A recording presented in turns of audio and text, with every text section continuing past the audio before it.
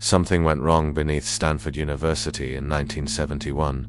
No alarms, no chaos on the surface, just a locked basement and an experiment quietly turning into something dangerous. What started as a psychology study became one of the most disturbing chapters in modern science. This was the Stanford Prison Experiment, and once it began, no one truly had control.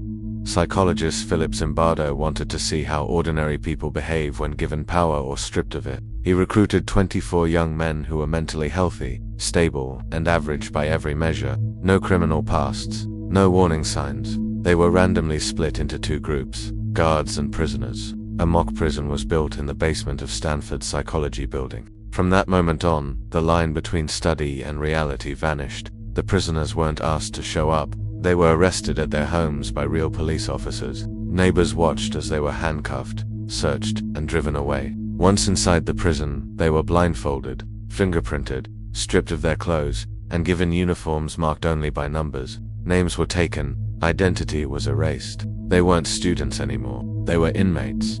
The guards were dressed in military-style uniforms and mirrored sunglasses that hid their eyes and emotions. They were told to keep order, that was it. No clear rules. No limits, no oversight. Within hours, control turned into cruelty. Guards mocked prisoners, forced them into degrading tasks, deprived them of sleep, and punished even minor resistance. Power reshaped behavior faster than anyone expected. By the second day, prisoners pushed back. Guards answered with force. They used fire extinguishers, locked prisoners in isolation, and tightened control. Solitary confinement became common. Food became a tool. Bathroom access became a privilege. The environment grew tense, hostile, and unpredictable. 30-6 hours in, one prisoner completely broke down and had to be removed. Others followed soon after. Some cried uncontrollably, some shut down emotionally.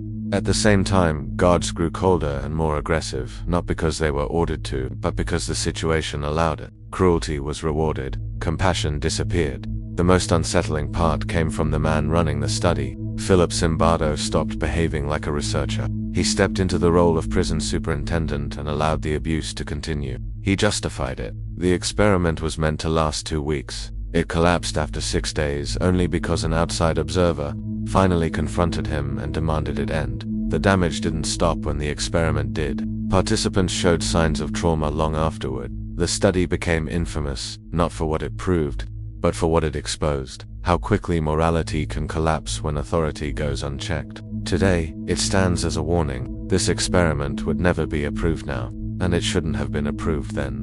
This wasn't about monsters. It was about ordinary people placed in a system designed to strip away accountability. That's what makes it terrifying.